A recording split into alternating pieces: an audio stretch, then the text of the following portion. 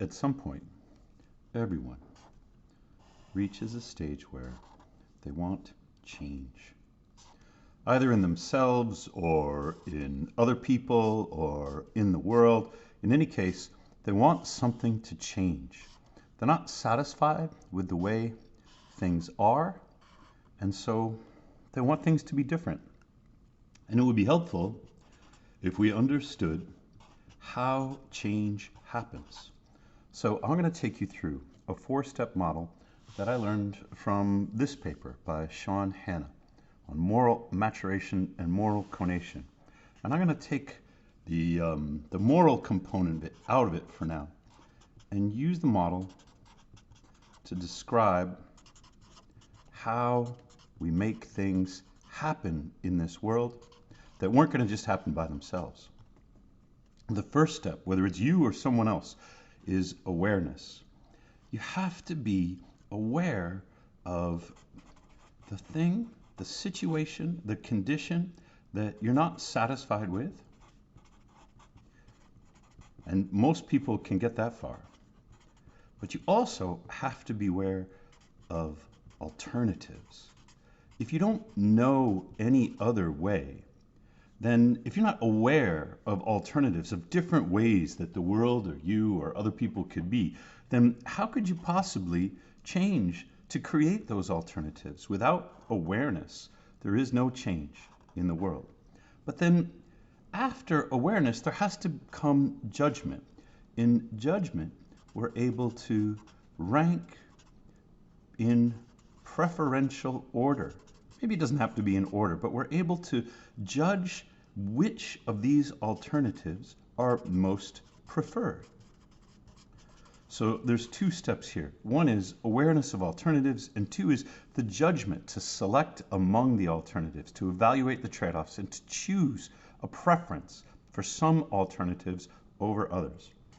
And this is where universities specialize, teaching about different ways the world could be, and teaching about how to rank or understand one's preferences for these alternatives. That is, the university exists exclusively in the cognitive space. The end point of the university is thought.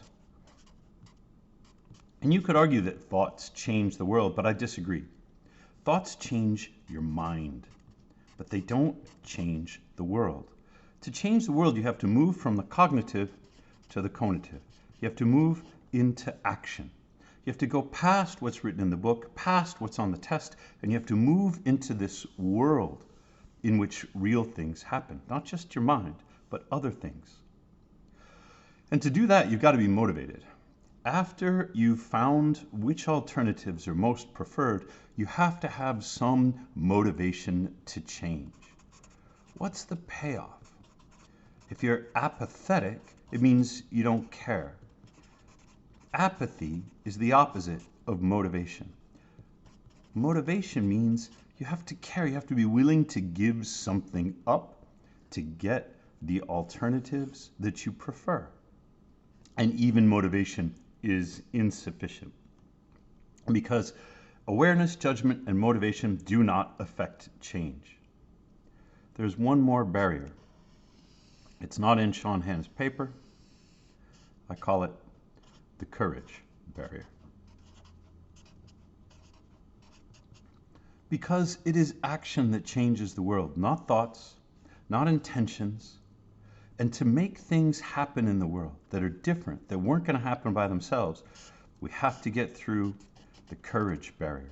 What kind of courage do we need? The courage to be disliked, the courage to be criticized, the courage to be abandoned by the people whom we really want to love us. To get from motivation to action, we must have the courage to, and discouragement is what's going to stop us. Predicting how we're going to feel and all the negative emotions that we're going to have, that's what's going to stop us. We have to have the courage to feel bad, to risk regret about our choices. Only then can we act. And when we're going to act, there's tremendous pressure after having gone through all of these to be right. And that pressure to be right is an impediment to action. Instead, think of everything, the alternatives, the preferential rank ordering, the incentive structure, the payoff that you're imagining. Think of all of this as an experiment. When you get to action, you're going to learn. You're going to learn about what changes in the world, about your agency, and about yourself. And it's critical to adapt. Here, design thinking is very useful, where you experiment, learn, adapt, new experiment. And so here, it's a cycle with a feedback loop. Experiment, learn, adapt, new experiment. That is how we act in the world as we iterate towards a future that is in closer accordance with our dreams.